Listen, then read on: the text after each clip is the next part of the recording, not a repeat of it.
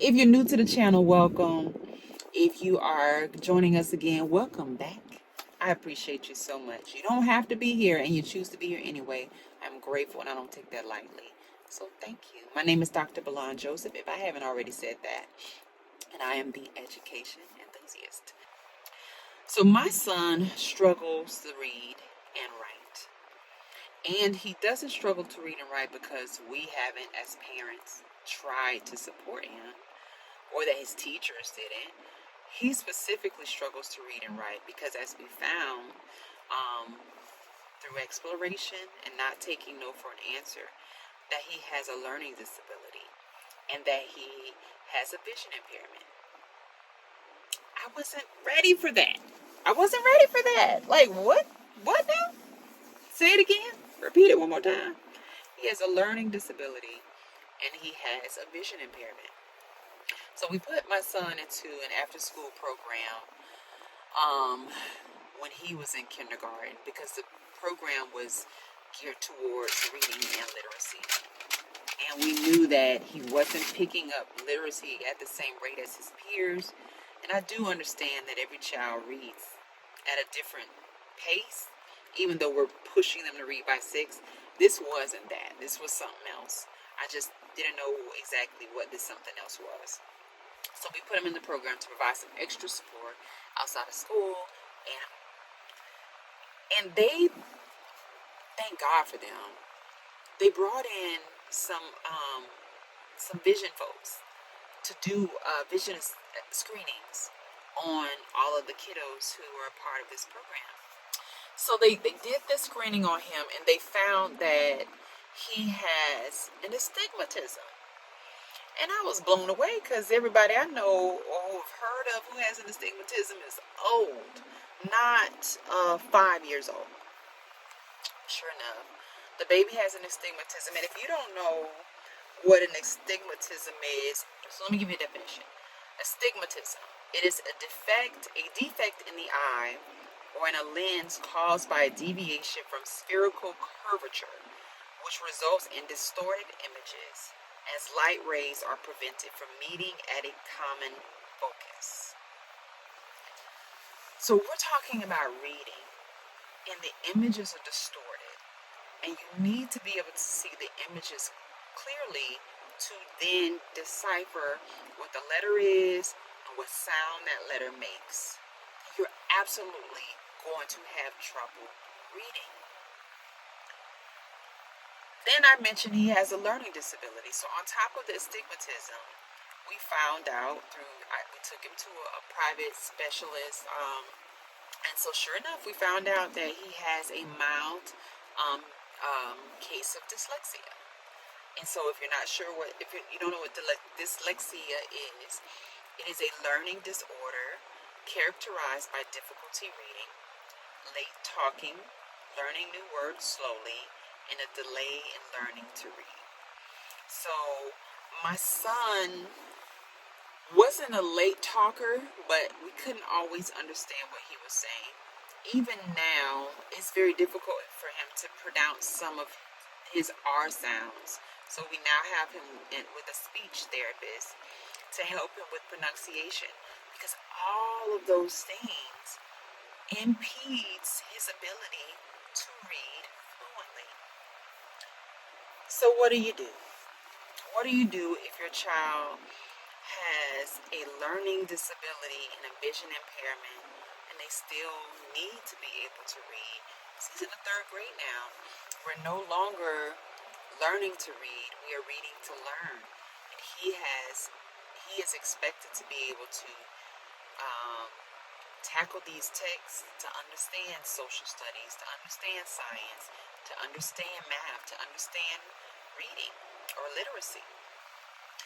So, what did we do? Well, one, we went and got him tested. We had to go through a private provider because our child wasn't in public school at the time. Well, he still isn't in public school. He's in private school. And not all private schools have access to school psychologists. But a public school does. And you can request your child to be tested for if you're wondering, do they have dyslexia. So my baby was some of the things that you might have heard about dyslexia. He would get his P and his Q backwards. He would get his B and his D backwards. And that would impede his spelling, and that would impede his reading. If you're noticing some of those things, your child might need to be tested for dyslexia, or being dyslexia, or dyslexic, or there might be some type of other learning challenge that they might be experiencing that is hindering their ability to get the information and really, really, really, really understand it.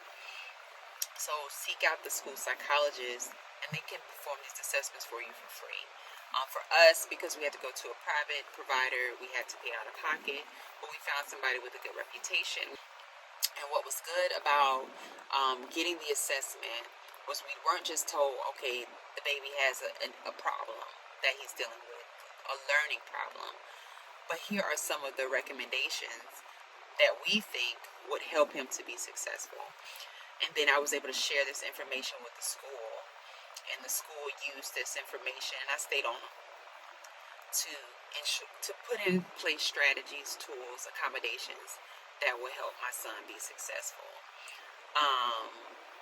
I talked about in another video about the importance of meeting with teachers early and sharing information about your child that can help the teacher help your child. This would be one of those instances why it's really important to connect with your teacher and the guidance counselors very early to ensure that a plan is put into place at the beginning of the year that can be followed throughout the year to help your child be successful academically. I checked in throughout the year because I wanted to know where he was still struggling, to figure out what the school could do, but what I can do outside of school as his mom to, again, set him up for success. This, I think, positioned me and the teacher to be partners. But one of the things that I will add before I wrap this video up is that if your child is struggling to read because there is a learning disability or there's a vision disability, be encouraged. Because if we're looking at standardized assessments as the measuring stick of our child's capability, we go just by that, and we don't consider that there are other factors that are in play that could be keeping them from being successful. That student is not getting what they need, and they need to be getting what they need. That's why we do what we do as educators, but that's why we do what we do as parents.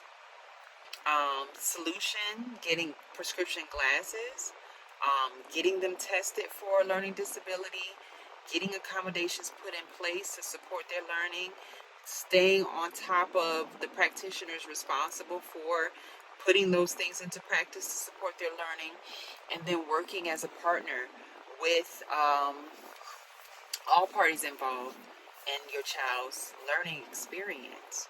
Thank you for watching. I appreciate your time. I hope you got something out of this. If you did, can you hit that like button for me? And can you, if you like what I'm talking about, subscribe and hit the notification button so that you are notified whenever I upload a new video. And then the last thing I'll leave in the comments section, even though they suggested strategies for my son, I'm still trying to figure it out.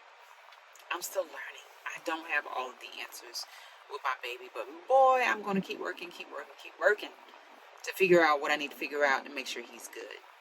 So maybe you have some strategies. Maybe you have a child who is dyslexic and you've learned some things that work. Please, in the comment section, share with us. We're a community and we can learn from each other. Please let me know, how do you support your child's literacy development at home?